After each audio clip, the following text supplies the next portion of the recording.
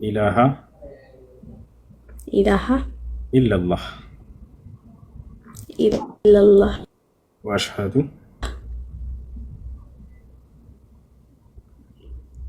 وأشهد وأشهد أن محمدا وأشهد أن محمدا أن محمدا رسول الله أن محمدا رسول رسول الله الله ስለ ሶላት አሰጋገር ምናምን ታውቂያለሽ አይደለ? አውቃለሁ። በቃ ሻወር ሰጅና ሶላትሽን ጀምረሽ። እሺ አላህ ይስጥልኝ፣ አመሰግናለሁ። ሙስሊም ጓደኞች ጋር ሆኜ እስላማዊ ትምህርቶችን ተማሪ። እሺ ግሩፕ ከሌለሽ ልጆች ያስገቡሻል፣ እናገናኛለን። በአቅራቢያሽ መስጂድ ካለ ደግሞ እዛ ሄደሽ ትማሪያለሽ። እሺ እሺ አይ አመሰግናለሁ በጣም አላህ ይስጥልኝ። እሺ ጥያቄ ያለው ካለ ከታች ይጠይቅ።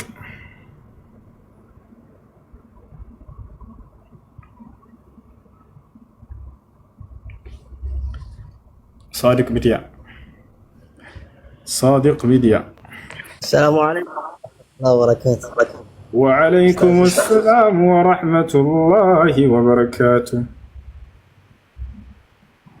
ما شاء الله جزاك الله خير، الله يحفظك ويطول عمرك ويجعلك شابا زكيا ورجلا تقيا ومن كل عيب نقيا يا رب العالمين. آمين إن شاء الله.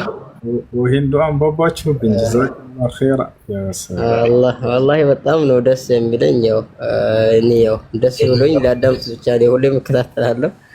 ከዚህም በፊት ተገናኝተናል፣ አውርተናል። ያው ኢንሻአላህ ደስ ብሎኝ ነው ገባሁት እና ጀማዓዎች በደንብ ተከታተሉ። እዚህ ጋር መቀመጣችሁ ብቻ ሳይሆን ኡስታዝ እሱ ላይ ሲያወራ ምን አነሳው፣ ምንድነው ያዝኩት፣ ምን ተጠቀምኩ ብላችሁ ራሳችሁንም ጭምር መርምሩ ማለት ነው። ብዙ ጊዜ ያው ታያላችሁ ብዙ ጥቅም ያለው እውቀቶች እዚህ ጋር ታነሳላችሁ፣ ሰማላችሁ። እናንተ ዋናው ነገር እዚህ ጋር መቀመጣችሁ መስማታችሁን ብቻ ሳይሆን ምንድነው ያነሳው ኡስታዝ እሱ ይሄን እውቀት አንስቻለሁ፣ ይሄን ትምህርት አንስቻለሁ የሚለው ነገር እንደረሱ ባረከላሁ ፊኩም እንደ ፋይዳ አድርጋችሁ ጽፋችሁም ያዙ ማለት ነው። ጽፋችሁ ያዙ። ወማ ሁፊዘ ፈረወማ ኩቲበ ቀራ የሚለው ነገር አለው ለማዎች ያሐፈዛችሁት ሊረሳችሁ ይችላል። ጽፋችሁ ያዙ ማለት ነው። እሺ ባረከላሁ ፊኩም ኡስታዙ ቀጥል፣ ሰዓት እንዳልይዝብህ። مرحبا مرحبا شكرا. እሺ ከላይ الو الو السلام عليكم ورحمة الله وبركاته. أستاذ ጀዛክ ነው ወንድሞችና እህቶቼ፣ የገባችሁ ሰዎች ፕሊስ ሬዲ ሆኑ። ስሙ ስጠራችሁ ቶሎ ብላችሁ ማይክን ያዙ። ጀዛኩም አላሁ። ቀጥዬ ነኝ። ቀጥል። مرحبا مرحبا سمعنا وأطعنا. ايش السلام عليكم ورحمة الله وبركاته. أستاذ سوسو. وعليكم السلام ورحمة الله وبركاته. يا حبيبي يا مانو. الحمد لله الحمد لله. ጥያቄ ነበረኝ ኡስታዝ ፍሱ። እሺ ጥያቄ ነው። ጥያቄ ያለኝ ምን ላይ መሰለህ፣ ለምሳሌ አሁን በጣም ብዙ ጊዜ የሚደረጉ ስህተቶች፣ ለምሳሌ አሁን አንድ ሰው ከሚስቴ ናት ብሎ ከሚያስባት ሴት ልጅ ጋር ግንኙነት ቢያደርግ ሞር ባለማወቅ ሆኖን ብዙ ጊዜ እና ይዟት ይሄዳል ምናምን ቤተሰብ ኒካ ያደርጋል። በዛ ሁኔታ የሚኖሩ በጣም ብዙ ሰዎች አሉ። ገብተዋል አይደል? አሁን ለምሳሌ ልክ እንደ ሚስቱ ያስባታል፣ ግንኙነት ያደርጋሉ ኒካ ሳይደረግ በዛው ሄደዋል። ቤተሰብ ደግሞ ምንም አያውቅም፣ በዛው ኒካ ያስራል። ከዛ በኋላ ኻላስ በቃ መኖር ይጀምራሉ ተመልሰው በቃ ኻላስ ይወልዳሉ ምናምን። ግን ይሄ ነገር እንዴት ይታያል ነው? እሺ በጣም ጥሩ በጣም ጥሩ። መርሐባ። እሺ ማለት የፈለገ ወንድማችን በሁለት ተቃራኒ ጾታዎች መካከል ለምሳሌ ርክክብ የሚባል ነገር ወይ ቀለበት ምናምን ይታሰራል አይደለ?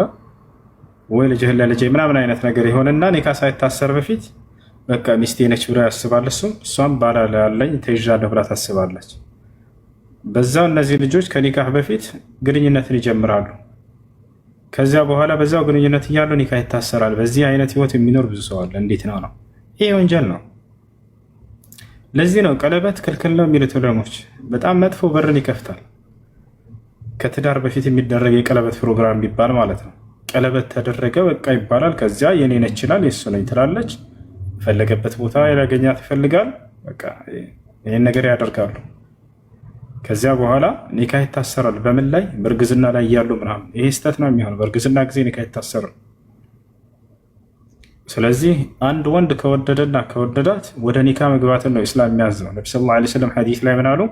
ለም ዩረ ሊልሙተሐቢነ ሚስለ ኒካህ፣ ለሁለት ለተዋደዱ ተቃራኒ ጾታዎች መጋባትን የመሰለ መልካም ነገር አላየሁላቸውም አሉ። ወደዳት ወደደችው አይደለ? ኸላስ ቤተሰብ ወደ ኒካህ ነው መግባት ያለበት። ከዚያ በፊት ርክክብ፣ ቀለበት፣ ገለመሌ ምናምን እያሉ ወደ መጥፎ ነገር እንዲገባ ያደርጓቸዋል። ይሄ ጥሩ አይደለም። ይሄ ጥሩ አይደለም። ስለዚህ በዚያን ጊዜ ከኒካህ በፊት ግንኙነት አድርገው ከዚያ በኋላ ኒካህ ቢታሰር በግንኙነታቸው ላይ ሳሉ ወንጀል ነው የሚሆነው። ቦታቸው በተለይ እርግዝና ተከስቶ ከሆነ ያ ኒካህ ስህተት ነው እና ይሄን ይመስላል ወንድምሽ።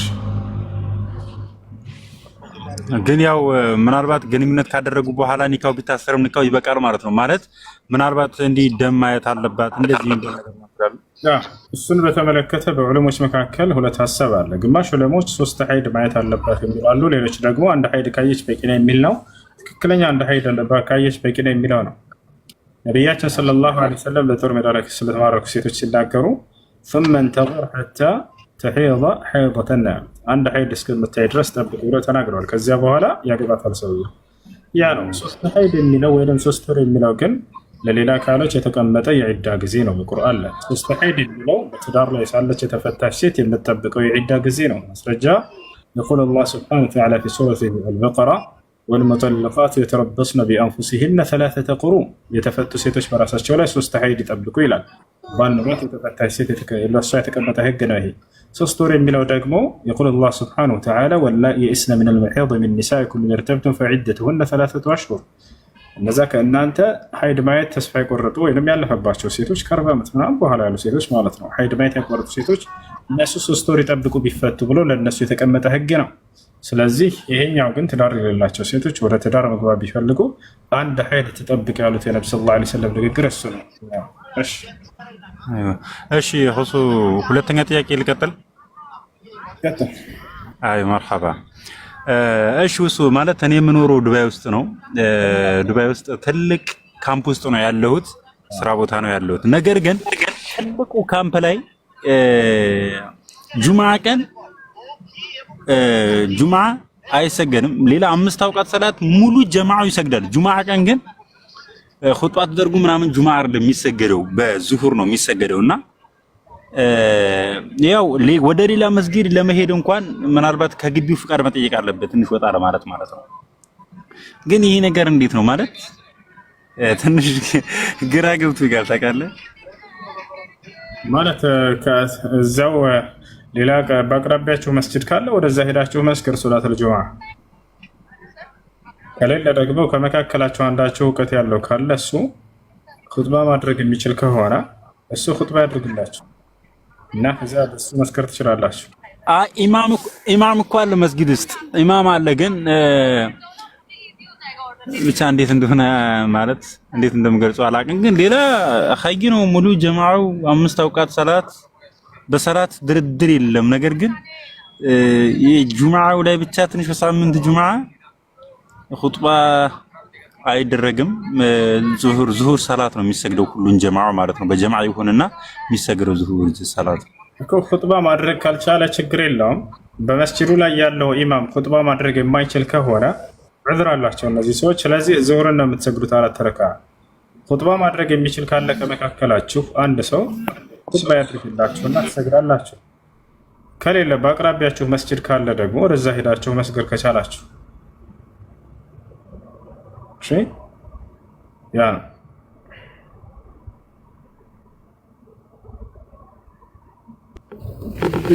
ቢስሚላህ ሰላም አለይኩም ወራህመቱላሂ ወበረካቱ። እሳችን እንደነ ሰላም ነው? ደህና ነኝ አልሐምዱሊላህ።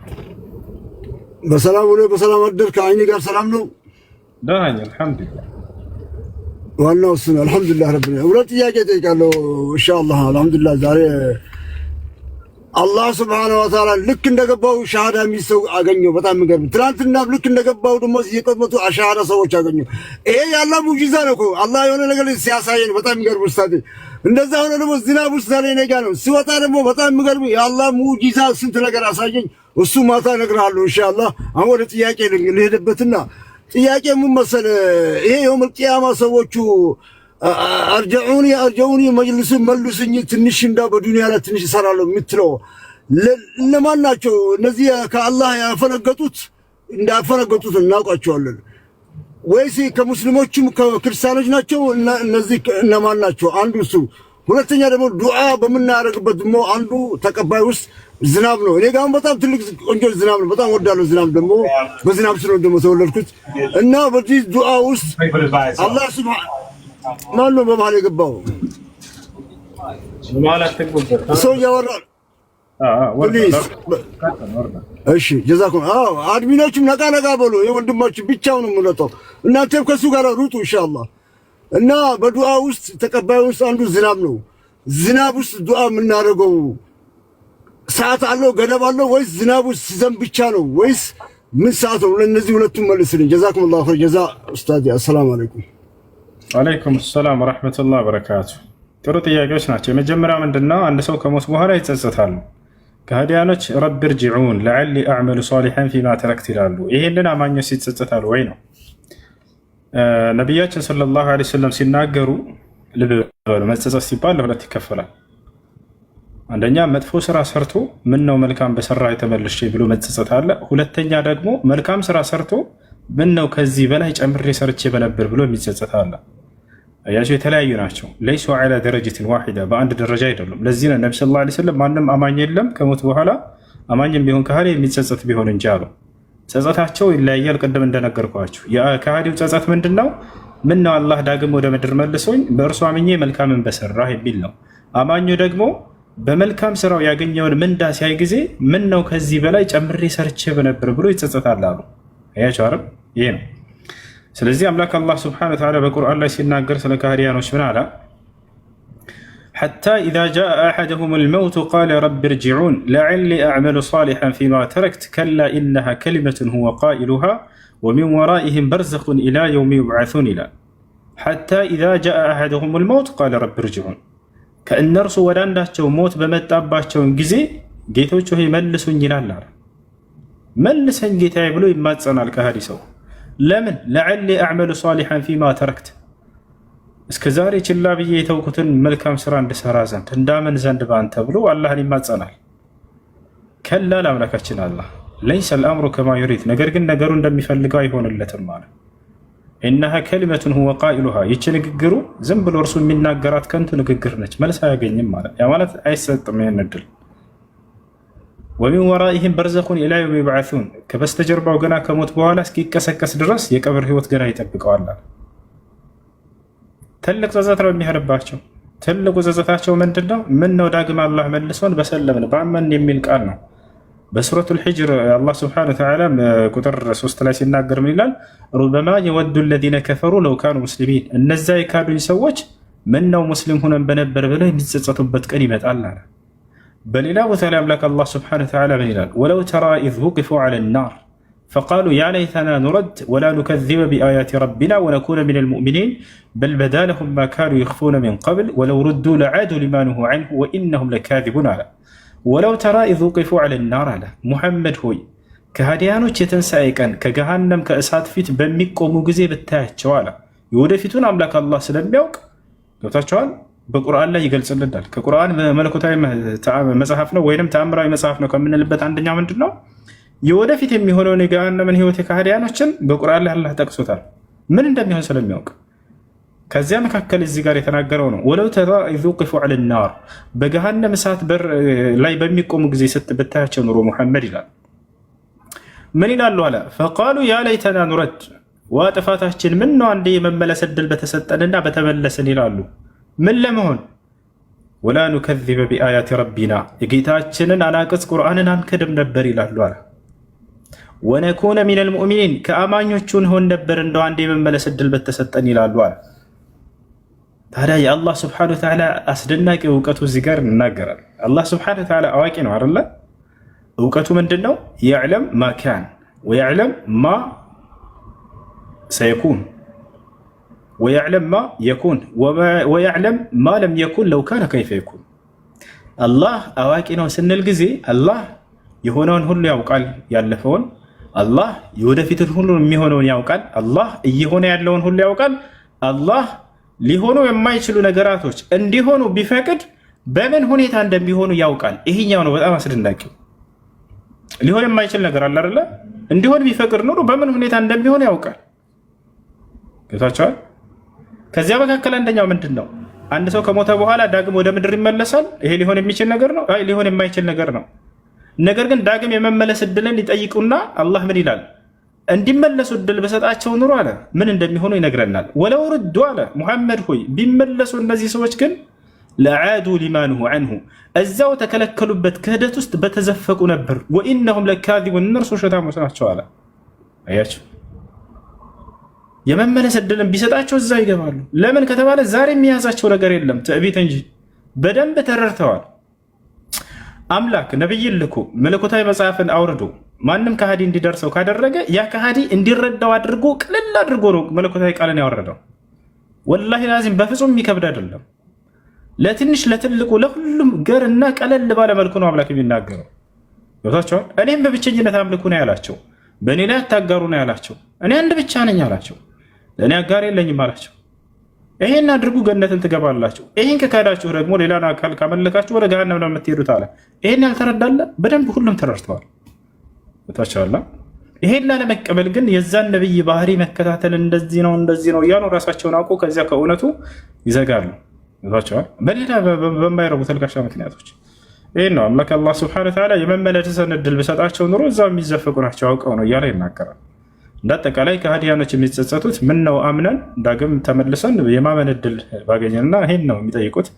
አማኝ የሆነ ሰው ግን በተሰጠው በመልካም ስራው ምንዳው ያንን ምንዳ ሲያይ ጊዜ ምን ነው ከዚህ በላይ ሰርቼ በነበር ብሎ ነው የሚናገረው። ይሄ ነው የመጀመሪያው ጥያቄ ማለት። ሁለተኛ ምን ነበር? ጀዛከላሁ ውስጡ ስለ ዱዓ ነው። ዱዓ ተቀባይነት በዝናብ ውስጥ ነው ኢንሻአላህ። እሺ ነብዩ ሰለላሁ ዐለይሂ ወሰለም ዝናብ በሚጥል ጊዜ ዱዓ ያደርጉ ነበር። አላሁመ ካነ ኢዛ ነዘለ አልመጠር የቁሉ ነብዩ ሰለላሁ ዐለይሂ ወሰለም አላሁመ ሰይበን ናፊዓ፣ አምላክ ያላህ ሆይ ጠቃሚ የሆነ ዝናብ አድርገው እያሉ ይናገሩ ነበር። ከዚያ በፊት በጣም ንፋስ ይመጣል አይደለ? ከዝናብ በፊት ያን አስመልክተው ነብዩ ሰለላሁ ዐለይሂ ወሰለም አላሁመ ጀዐልሁ ረሕመተን ወላ ተጀዐልሁ ዐዛበን ይሉ ነበር። አምላክ ያላህ ሆይ የእዝነት ንፋስና ዝናብ አድርገው የቅጣት ዝናብና ንፋስ አታድርገው ይሉ ነበር። ለምንድን ነው ይህን የሚሉት? ምክንያቱም ባለፉት ህዝቦች ላይ በአውሎ ንፋስ የተቀጡ ህዝቦች አሉ። ያ እንዳይሆንብኝ በትውልዴ ላይ ብለው በጣም ይፈሩልን ነበረ። ነብዩ ሰለላሁ ዐለይሂ ወሰለም ኃይለኛው ንፋስ ከመጣ ካነ የጅቱ ዐላ ሩክበቲሂ ዐለይሂ ሰላቱ ወሰላም በጉልበታቸው ተንበርክከው አላህን ይማጸናሉ። ደራ አምላክ ያላህ ባለፉት ህዝቦች ላይ ያደረግከውን መቅሰፍት በትውልዶች ላይ እንዳታደርግብኝ ብለው በጣም ይሰጉልን ነበር፣ በጣም ይሳሱልን ነበር። አላህን ወዳ ይማጸናሉ። ምናልባት ከህዝቦቻቸው ያመጻል አይደለ? ነቢይን አልቀበልም ያለ ያቆሰለ ምን አላለ? በእነዚያ ላይ ቅጣቱ እንዳይሆን ይለምኑላቸዋል። አምላክ ያላህ ሆይ ጀዐልሃ ረሕመተን አደራ ከእዝነት አድርጋት ይችን ንፋስ፣ ወላ ተጀዐልሃ ዐዛበን ቅጣት እንዳታደርግብኝ በትውልዶቼ ላይ አማኞችን ሳይሆን ከሃዲያኖችን እንዳይቀጣባቸው ይለምኑላቸው ነበር። አያቸው ዳዕዋ አድርጌላቸው ይመለሱልኛል ብለው በተስፋ እየጠበቋቸው ስለሆነ እንዳይቀጣቸው አላህን ይማጸኑላቸው ነበር። እነዚያ እዛ በተንኮል እያሴሩላቸው ማለት ነው። እርሳቸው እዚህ ይለምኑላቸዋል። ነቢዩ ሰለላሁ ዐለይሂ ወሰለም ጋር ሰሃቦች መጡ። አንዴ በጣም ግፉና መከራው ሲበዛባቸው ጊዜ ያ ረሱላላህ ዱዓ ዐለል ሙሽሪኪን አሏቸው። አንተ የአላህ መልእክተኛ ሆይ በእነዚህ በከሃዲያኖች ላይ አላህ መቅሰፍትን እንዲያመጣባቸው እንዲቀስፋቸው ተራገማቸው እንጂ ብለው ተናገሩ። ለምንባቸው፣ ጸሎት አድርግባቸው። ነቢ ሰለላሁ ዐለይሂ ወሰለም ምን አሉ? እኒ ለም ኡብዐት ለዓነን ወኢነማ ቡዒስቱ ረሕማ፣ እኔ እንድራገም የተላኩ ነቢይ አይደለሁም፣ እኔ በእዝነት የተላኩ ነቢይ ነኝ። እነዚህን በተስፋ ጠብቄ ያስተምራቸዋለሁ እንጂ ወደ ቅኑ መንገድ እንዲመጡ እንዲቀሰፉ ለምንድን ነው የምለምንባቸው ብለው ከለከሏቸው። አላደርግም ይሄን አሉ። ደውስ የሚባሉ ጎሳዎች አሉ። እነዚህ አካሎች ለነቢ ሰለላሁ ዐለይሂ ወሰለም ኃይለኛ ጠላት መሆናቸውን ሰሃቦች መጥተው ተናገሩ። ያ ረሱላህ ዱዓ ዐለ ደውስ አሏቸው። ደውስ በሚባሉ ጎሳዎች ላይ ጸሎትን አድርግባቸው እንዲቀሰፉ አሏቸው። ነብዩ ሰለላሁ ዐለይሂ ወሰለም ዱዓ አደረጉ። ለማን? ለእነዚህ ዳውስ ለሚባሉ ጎሳዎች። አላሁመ እህዲ ደውሰን ወእቲኒ ቢሂም አሉ። ጌታ ያላህ ሆይ የደውስን ጎሳዎች ወደ ቀኑ መንገድ ምራቸውና ወደ እኔ አምጣልኝ አሉ። አላህም ዱዓቸውን ተቀበላቸው። እነዚህን ጎሳዎች አላህ ወደ ቀኑ መንገድ ወደ ኢስላም መራቸው። ከዚያም በኋላ ወደ ነብዩ ሰለላሁ ዐለይሂ ወሰለም የእርሳቸው ባልደረባ ሊሆኑ ዘንድ አብረው ሊከተላቸው መጡ። هذا هو النبي عليه الصلاة والسلام። እንዳጠቃላይ ነብዩ ሰለላሁ ዐለይሂ ወሰለም ዝናብ በሚጥል ጊዜ ይህን ዱዓ ያደርጉ ነበረ።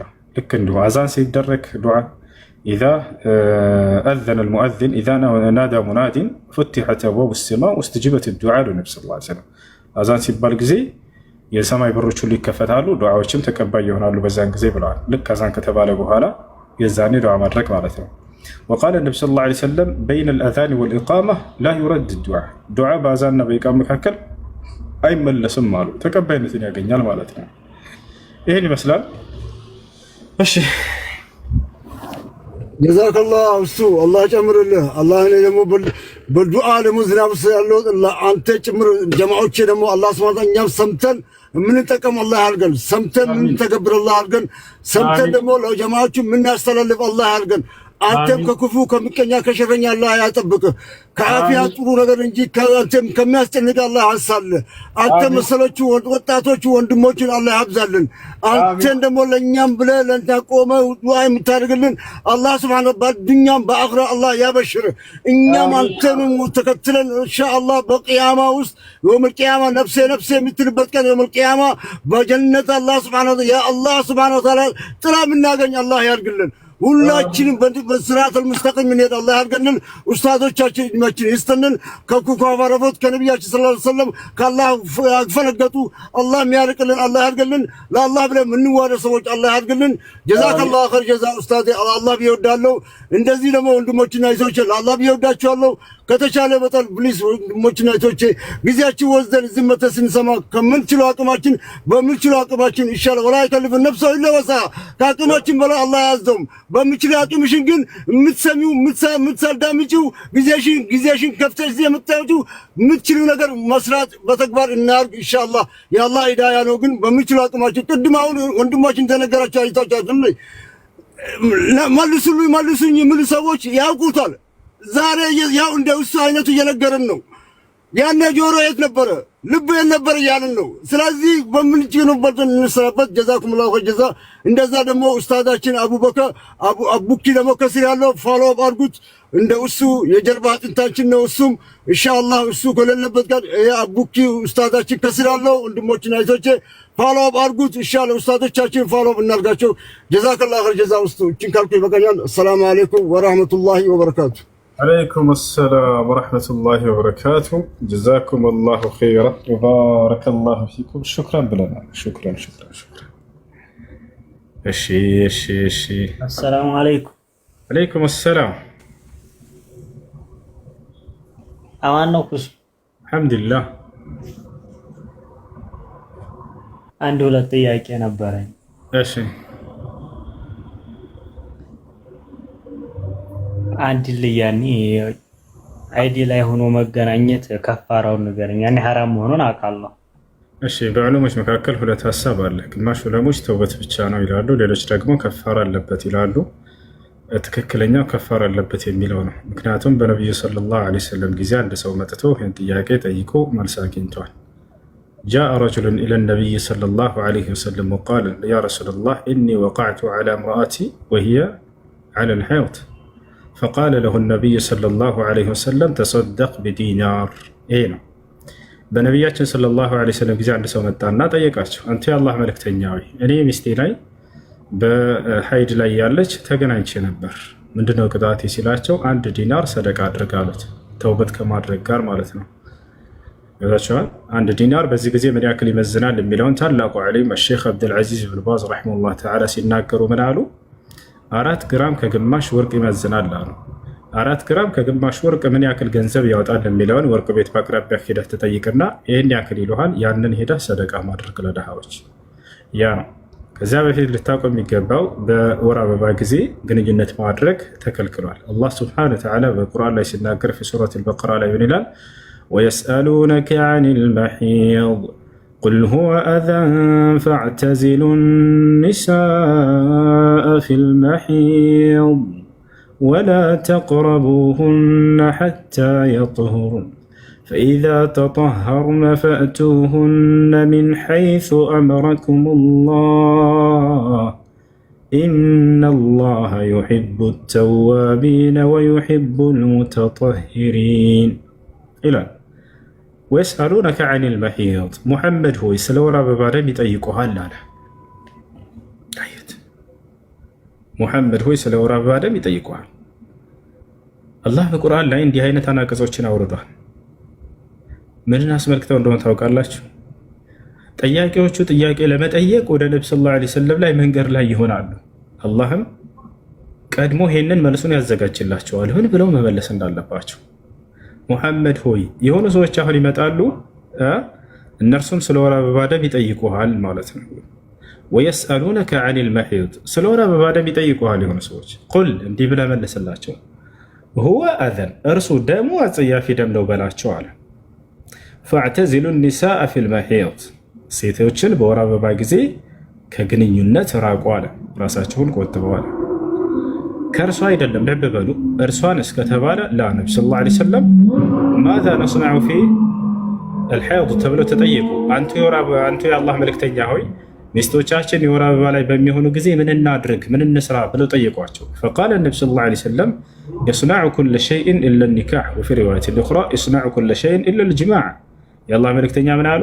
ሚስቶቻችሁ የወር አበባ ደም ላይ በሚሆኑ ጊዜ ሁሉን ነገር ከነርሱ ጋር ማድረግ ትችላላችሁ ግንኙነት ሲቀር አሉ።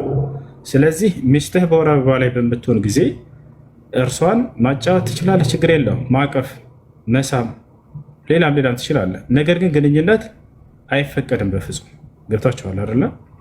ይሄ ነው እና አላህ ሱብሓነሁ ወተዓላ ፈዕተዚሉ ኒሳአ ፊል መሒድ አለ ወላ ተቅረቡሁነ ሐታ የጥሁርነ አለ። እስኪጸዱ ድረስ ከወር አበባ ደግሞ በግንኙነት እንዳትቀርቧቸው አለ። ፈኢዛ ተጠሀርነ ፈእቱሁነ ሚን ሐይሱ አመረኩም አላህ ከጸዱና ከጨረሱ ከወር አበባ በኋላ የዛኔ አላህ ባዘዘባችሁ መንገድ መገናኘት ትችላላችሁ ይላል። አላህ ያዘዘበት ምንድን ነው ከተባለ አንድ ሰው ልጅን ሊያገኝበት በሚችልበት ስፍራ ብቻ ማለት ነው። በሌላ ቦታ ይቻላል ወይ? አይቻልም በፍጹም። አላህ ስብሐነሁ ወተዓላ ልጅን በምናገኝበት ቦታ ብቻ እንደሆነ እዚያው ላይ ኒሳኡኩም ሐርሱን ለኩም ፈእቱ ሐርሰኩም ማና ሽእቱም ወቀድሙ ሊአንፉሲኩም እያለ ተናገረ። ይሄ ነው። በዚህ አያይዞ የሚነሳ ነገር ስላለ ሌላ በኢስላም ላይ ያለ መለስላችሁ። በመጸዳጃ ቦታ ሚስትን መገናኘት ይቻላል ይላሉ። ላ አይቻልም በፍጹም ከታላላቅ ወንጀል ነው። ይህን ነቢዩ ሰለላሁ ዐለይሂ ወሰለም ሐዲስ ላይ ሲናገሩ ምን አሉ? መልዑኑን መን አተ ምርአተሁ ፊ ዱቡሪሃ አሉ።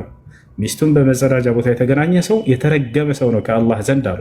አያችሁ፣ መልዑኑን መን አተ ምርአተሁ ፊ ዱቡሪሃ፣ ይሄ የተረገመ ሰው ነው። አንድ ሰው ልጅን ሊያገኝበት በሚችልበት ስፍራ እንጂ ሚስቱን መገናኘት የሚችለው በሌላ ቦታ በፍጹም አይፈቀድም። ኃጢአት ነው፣ ሐራም ነው። አላህ ሱብሓነሁ ወተዓላ ከልክሏል። ይህን ይመስላል። እሺ። እና ስለዚህ ያንን 1 ዲናር ወይም 4 ግራም ከግማሽ ሰደቃ ማድረግ ነው ያለበት። እሺ። ሰላም አለይኩም። ወአለይኩም ሰላም ወራህመቱላሂ ወበረካቱ። ሰላም ነው? አልሐምዱሊላህ። ወንድሜ በትዳር ጉዳይ ጥያቄ ልጠይቅህ ነበረ። እሺ። እኔና ባለቤቴ ስንጋባ ያው ተዋደን ቤተሰብ ፈቅዶን የተጋባ ነው ማሻአላህ። እና ተጋብተን እየኖርን 2 ልጆችንም ወለድን። ግን ከዛ ከተጋባን በኋላ ያው ስለ ቤተሰቡ ያው እዛው አንድ ከተማ ነው የምንኖረው እንጂ ያው ብቻ አንድ ከተማ እንኖር እንጂ እነሱ እንዴት ናቸው ምንድናቸው የሚለውን ነገር አናቅም። ያው ከሌ እናቱ እንደዚህ እንትና ናት የሚለውን ነው የምናውቀው በስም ማለት ነው። ከዛ ያ ነገር እያደር እንትን ሲል እሷ መተት ታደርጋለች የሚለውን ነገር ሰማን። ከዛ እሱም ያ ብዙ ጊዜ ይታመማል፣ ስራ መስራት አይችልም። ስራ በወጣ ሰዓት ታሞ ቤት ይመለሳል እና ከእህቶቹም ጋር ያን ያክል ቀረርብነት ኖረን 2 ልጅ ከወለድኩ በኋላ ነው የተቀራረብ ነው። ከዛ በፊት አንቀራረብም። እነዛ ልጆች ወልጄ ከእህቶቹም ጋር መቀራረብ ጀመርን። ይመጣሉ፣ ሄዳለሁ። በዝግጅትም ሰዓት በማንኛውም ሰዓት ይደውሉልኛል። ያው እሱ ብዙም እንድንቀራረብ አይፈልግም። እነሱ ያው ሲጫኑት እሄዳለሁ፣ እንጠያየቃለን። ከዛ የሆነ ሰዓት ላይ ታላቅ እህቱ ከባሏ ጋር ተጣላችና እኔ ጋር ታማ መጣች። እሷንም እያስታመምኩኝ ያው ትዳር ላይ መቸገርም አለ መደሰትም አለ ማግኘት አለ ማጣት አለ። በሰዓቱ ቤት ውስጥ ያን ያክል ገቢም አልነበረም። ብቻ አልሐምዱሊላህ እሷም ታመኛ ጋር ስናስታመማት ከረመች።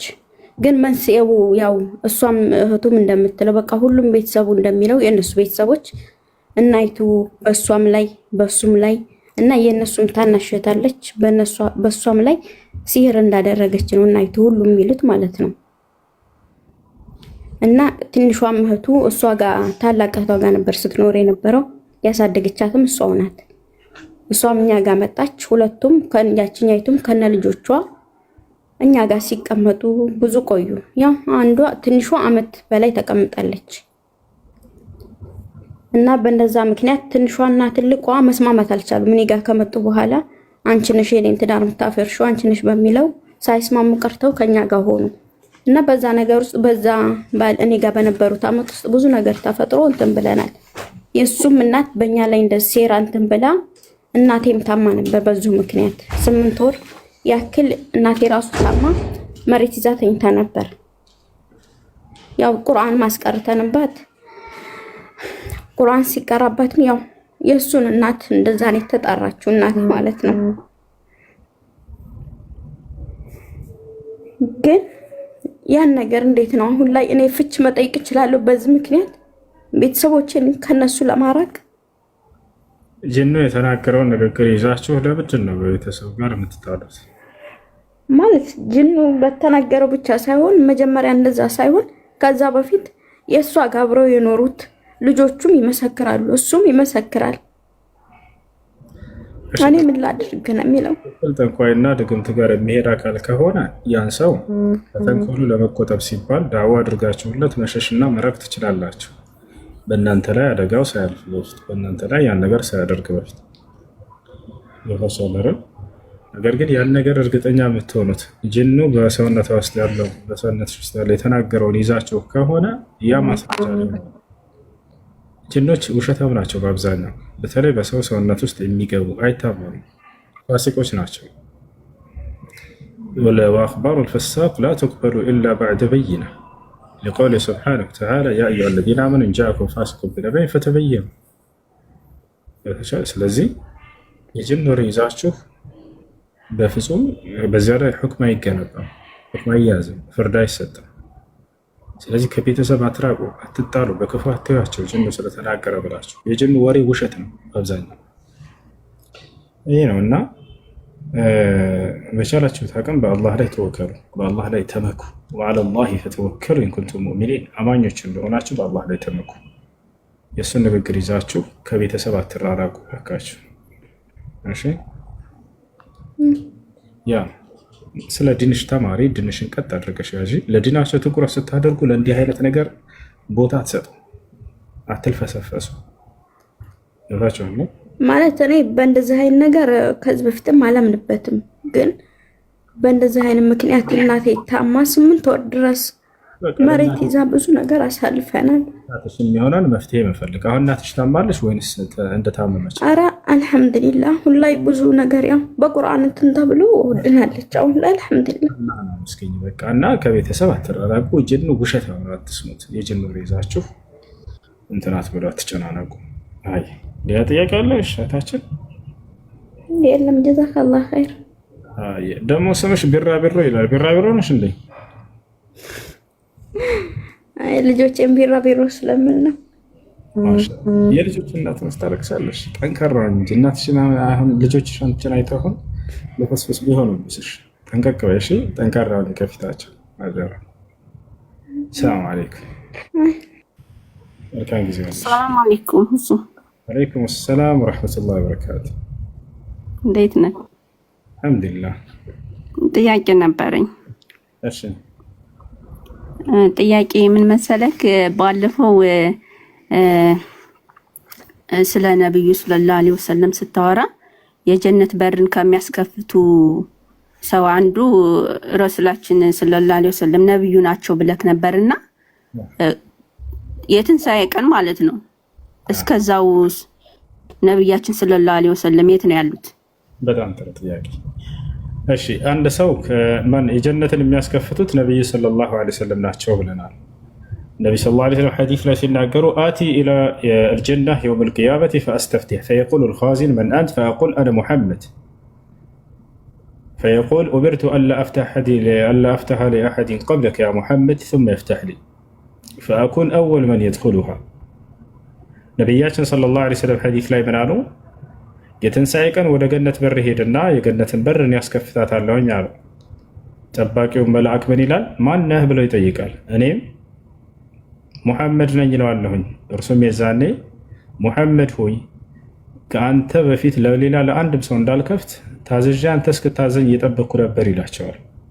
ከዚያም ይከፍትላቸዋል። መጀመሪያ የምገባው እኔ ነኝ፣ ቀጣይም ትውልዶች ነን ብለው ተናግረዋል። አንደኛ ነቢ ሰለላሁ ዐለይሂ ወሰለም እና የእርሳቸው ትውልዶች ይገባሉ። ነሕኑ ልአኺሩን አሳቢቁን አሉ ነቢ ሰለላሁ ዐለይሂ ወሰለም። እኛ ኋለኞችና ፊተኞች ነን አሉ። ያ ሰላም! እኛ ምንድን ነን አሉ? ኋለኞቹና ፊተኞች። ምን ማለት ነው ይሄ ንግግር? ይሄ ቋንቋ ከነቢያቶች ዘንድ ነው የሚገባቸው። እኛ ኋለኞቹና ፊተኞቹ ነን አሉ። ምናልባት ክርስቲያን ካለ እዚህ ኢየሱስ ክርስቶስ ወደ ገነት ስለሚገቡ አካሎች እየተናገረ እያለ ነገር ግን ኋለኞቹ ፊተኞች ይሆናሉ ብሎ ተናግሯል። ማን ናቸው ኋለኞቹ ፊተኞች የሚሆኑት? ነቢ ሰለላሁ ዐለይሂ ወሰለም ይሄን የክርስቶስ ንግግር ቃል በቃል እኔና ትውልዶችንን ኋለኞችና ፊተኞቹ ብሎ ተናገሩ። ምን ማለት ነው ኋለኞቹ ፊተኞቹ ይሆናሉ ማለት? ክርስቶስም ሲናገር ከእኔ በኋላ መጨረሻ ዘመን ላይ የሚመጡት እነርሱ ኋላ ናቸው፣ ነገር ግን ፊተኞቹ ቀዳሚዎቹ እነርሱ ናቸው የገነት ቀድመው የሚገቡት ማለት ነው። ለዚህ ነው ነቢ ሰለላሁ ዐለይሂ ወሰለም በሌላ ሐዲስ ላይ ኋለኞቹ እኛንን ወደዚህ ዓለም ላይ በመምጣት ከሁሉም ነቢይ መጨረሻ ላይ የመጡት አይደለ? ትውልዳቸውን ከትውልድ መጨረሻ ነው አይደለ? ኋለኞች ማለት ከዚህ አንጻር ነው። ቀጣዩ ዓለም ደግሞ ቀዳሚዎቹ ፊተኞቹ እኛንን ገነት የምንገባው አሉ። ከትውልድ ሁሉ በፊት ቀድመው ገነት የሚገቡት እርሳቸው ናቸው። ነሕኑ አልአኺሩን አሳቢቁን፣ እኛ ኋለኞችና ፊተኞቹ ነን ብለው ተናገሩ። ይሄን ይመስላል። እሺ ይሄ ነው አሁን ጥያቄዋ የእርሷ ምንድን ነው? ታዲያ እንደሱ ከሆነ እስከዚያ ድረስ ነቢዩ ሰለላሁ ዐለይሂ ወሰለም የት ናቸው የሚል ነው። ነቢያችን ሰለላሁ ዐለይሂ ወሰለም እስከዛ ድረስ የት ናቸው ወደሚለው ስንመጣ ጊዜ ነቢያችን ሰለላሁ ዐለይሂ ወሰለም ያን እየተናገሩ ያሉት የቀደሙ የተናገርኩት ሐዲስ ከስጋና ከነፍስ አንጻር ነው። እሺ ከስጋቸው አንጻር ሁሉም አሁን ገነት የገባሉ በስጋው ከተባለ ላይ የገባ የለም እስካሁን ድረስ። ልብ በሉ ከስጋ አንጻር የትንሣኤ ቀን ነው ሁሉም ሰው የሚገባ ወደ ገነት።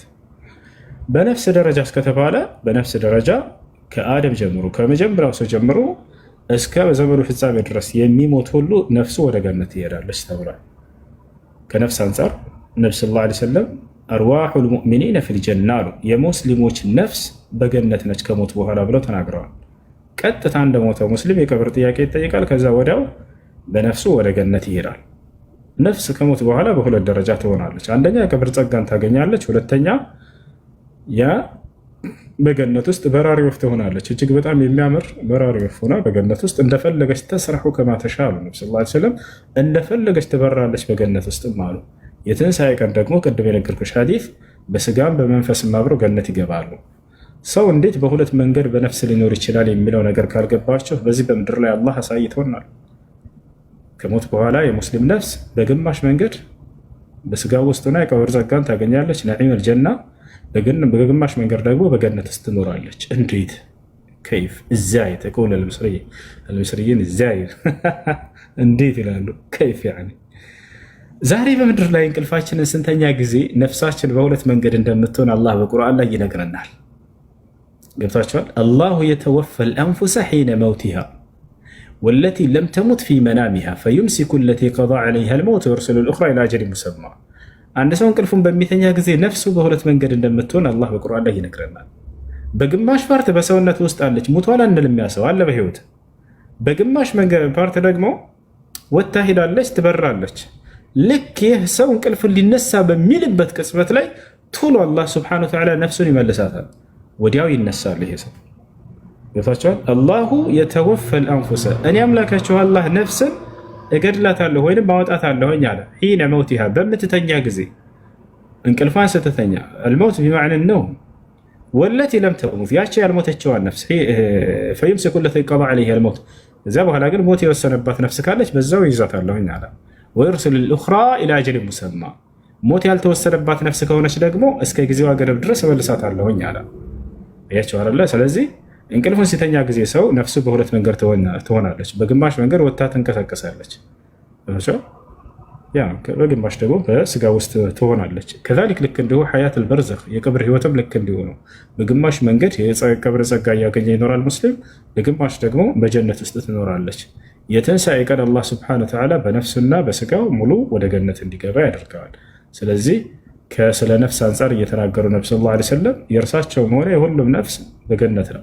የነቢ ሰለላሁ ዐለይሂ ወሰለም ከማንም ነፍስ በላይ በገነት የምትኖር ነፍስ ነች የእርሳቸው ነፍስ።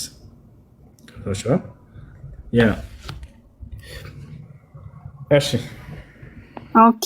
ሌላ ጥያቄ ደግሞ ምን መሰለክ፣ ኢየሱስ ክርስቶስ እንደ ሰው ነው የኖረው እዚህ ምድር ላይ አይደለ? ነብይና የአላህ መልእክተኛ ነው። ነብያችን ረሱል ሰለላሁ ዐለይሂ ወሰለም በዚህ ምድር ነብይ ሆነው ሲኖሩ አግብተዋል፣ ወልደዋል አይደል? ግን ስለ ኢየሱስ ክርስቶስ ማግባትና መውለድ እስከዛሬ አልሰማሁም። ይሄ እንዴት ይታያል? ነብይ ከሆነና ሰው ከሆነ እንዴት አላገባም አልወለደም? ያላገቡ ካልሆነ ደግሞ የእውነት ፍጡር ነው ማለት አምላክ ነው ማለት ነው? አይደለም።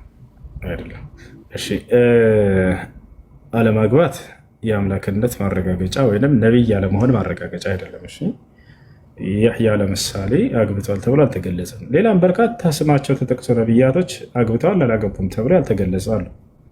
ይወታቸዋል። አላገባም ማለት ሰው አይደለም ማለት አይደለም። ያህያ ለምሳሌ አላገባም፣ እንደ ቁርአን አግብቷል ተብሎ የተገለጸበት ቦታ የለም።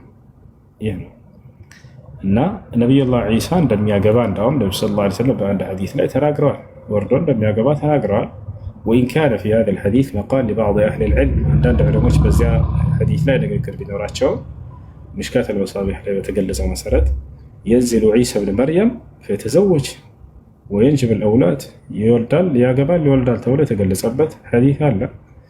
ነገር ግን ቢያገባም ባያገባም እሱ የአምላክነት መገለጫ አይደለም። እሺ ያላገቡ በርካታ ነብያቶች አሉ። እሺ ሁሱ ሽክራን መርሐባ።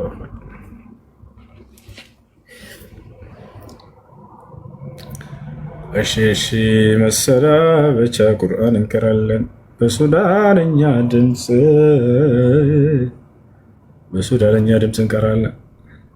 የትኛውን ሱራ እንቅራ?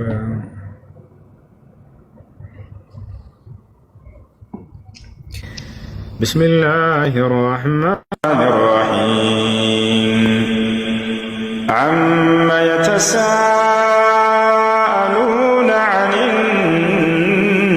ነበኢል ዐዚም አለዚ ሁም ፊህ ሙኽተሊፉነ ከላ ሰየዕለሙነ ثم كلا سيعلمون ألم نجعل الأرض مهادا والجبال أوتادا وخلقناكم أزواجا وجعلنا نومكم سباتا وجعلنا الليل لباسا وجعلنا النهار معاشا وبنينا فوقكم سبعا شدادا وجعلنا سراجا وهاجا وأنزلنا من المعصرات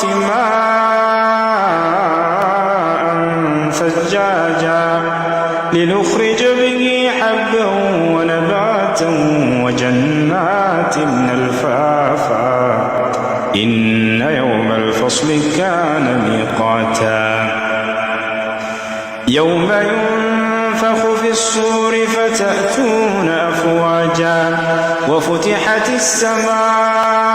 السماء فكانت أبوابا وسيرت الجبال فكانت سرابا إن جهنم كانت مرصادا للطاغين مآبا لابثين فيها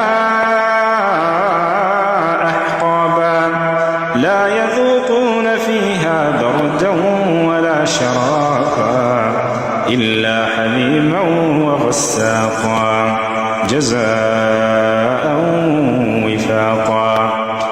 إنهم كانوا لا يرجون حسابا وكذبوا بآياتنا كذابا وكل شيء أحصيناه كتابا فذوقوا فلن نزيدكم إلا عذابا إن للمتقين مفازا حدائق وأعنابا وكواعب أترابا وكأسا دهاقا لا يسمعون فيها لغوا ولا كذابا جزاء من ربك عطاء حسابا رب السماوات والأرض وما بينهما الرحمن لا يملكون منه خطابا يوم يقوم الروح والملائكة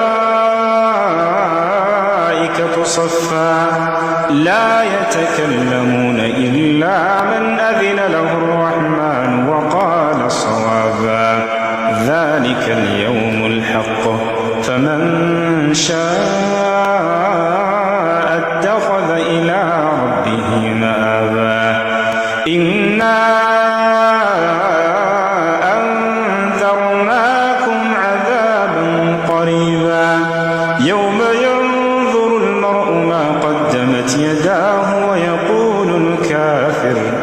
ويقول الكافر يا ليتني كنت ترابا بسم الله الرحمن الرحيم تبارك الذي بيده الملك وهو على كل شيء قدير الذي خلق الموت والحياة ليبلوكم أيكم أحسن عملا وهو العزيز الغفور الذي خلق 7 سماوات طباقا ما ترى في خلق الرحمن من تفاوت فارجع البصر هل ترى من فطور ثم ارجع البصر كرتين ينقلب إليك البصر خاسئا وهو حسير ولقد زينا السماء الدنيا بمصابيح وجعلناها رجوما للشياطين وأعتدنا لهم عذاب السعير وللذين كفروا بربهم عذاب جهنم وبئس المصير إذا ألقوا فيها سمعوا لها شهيقا وهي تفور تكاد تميز من الغيظ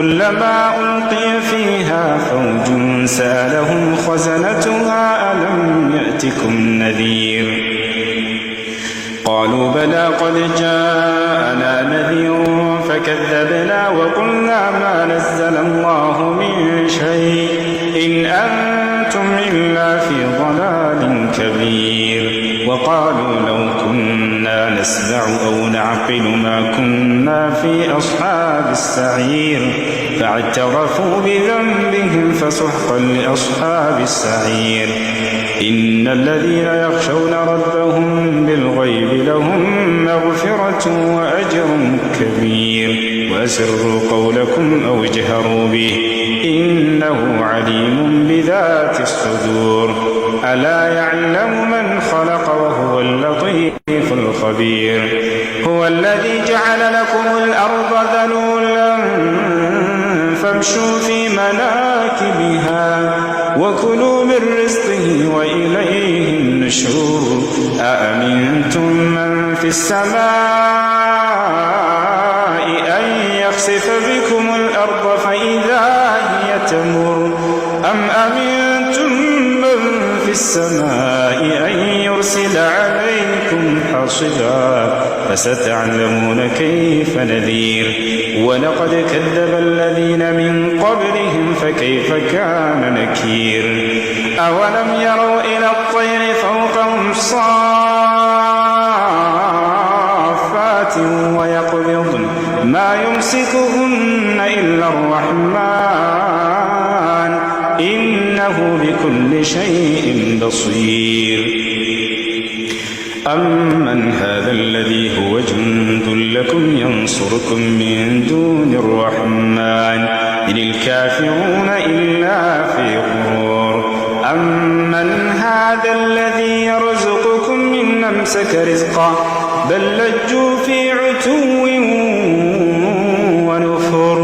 أفمن يمشي مكبا على وجهه أهدى أمن يمشي سويا على صراط مستقيم. قل هو الذي أنشأكم وجعل لكم السمع والأبصار والأفئدة قليلا ما تشكرون. قل هو الذي ذرأكم في الأرض وإليه تحشرون. ويقولون متى هذا الوعد إن كنتم صادقين. قل إنما العلم عند الله قل إنما العلم عند الله وإنما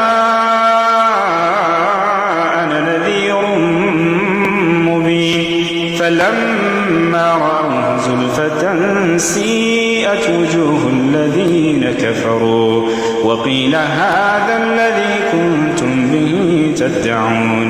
قل أرأيتم إن أهلكني الله ومن معي أو رحمنا فمن يجير الكافرين من عذاب أليم.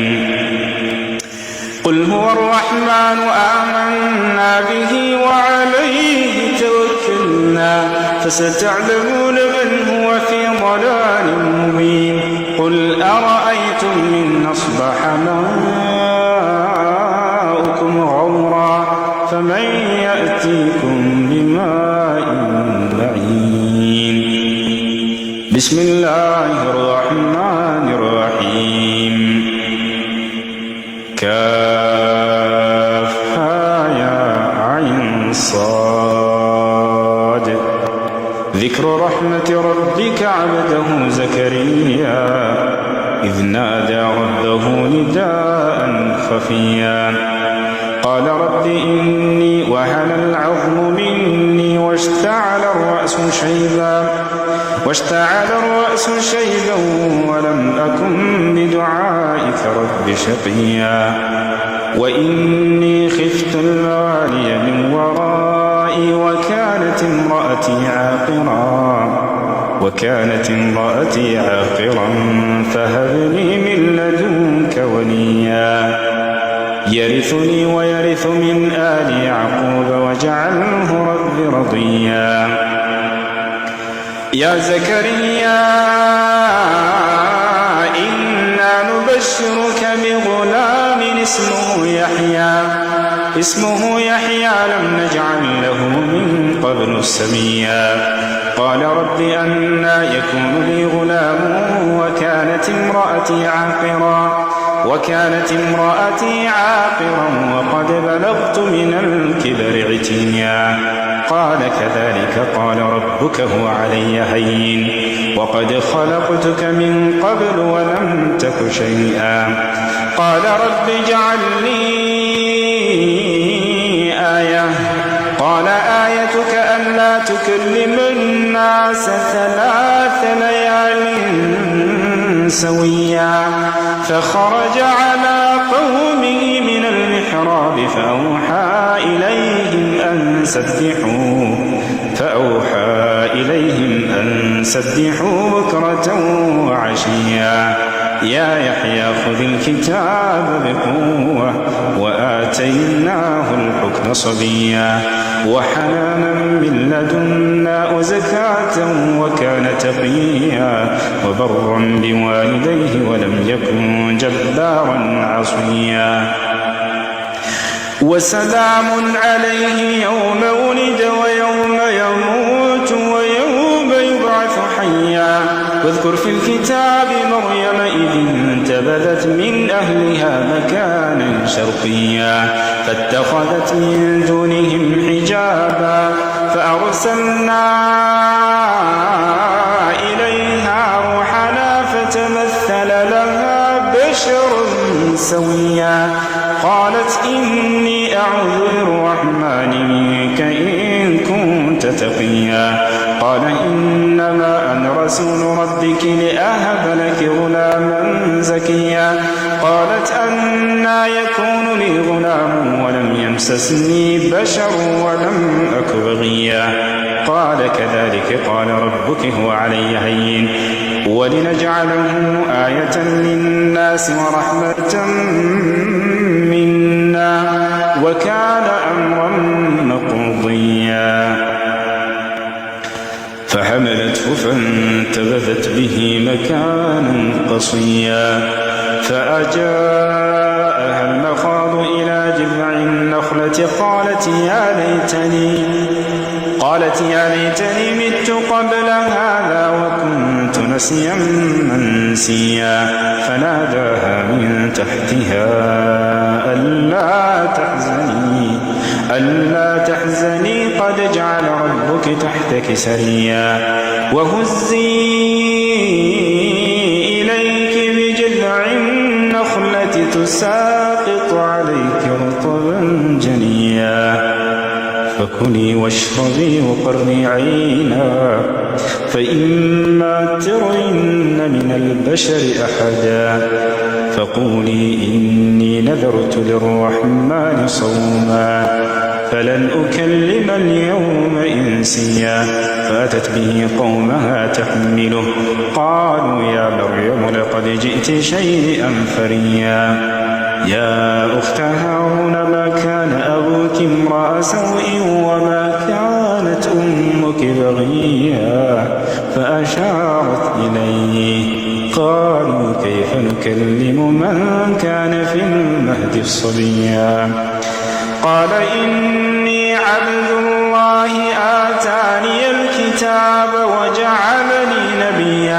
وجعلني مباركا أينما كنت وأوصاني بالصلاة والزكاة ما دمت حيا وبرا بوالدتي ولم يجعلني جبارا شقيا والسلام علي يوم ولدت ويوم أموت ويوم أبعث حيا ذلك عيسى بن مريم قول الحق الذي فيه يمترون ما كان لله أن يتخذ من ولد سبحانه إذا قضى أمرا فإنما يقول له كن فيكون وإن الله ربي وربكم فاعبدوه هذا صراط مستقيم فاختلف الأحزاب من بينهم فويل للذين كفروا من مشهد يوم عظيم أسمع بهم وابصر يوم يأتوننا لكن الظالمون اليوم في ضلال مبين وأنذرهم يوم الحسرة إذ قضي الأمر وهم في غفلة وهم لا يؤمنون إنا نحن نرث الأرض ومن عليها وإلينا يرجعون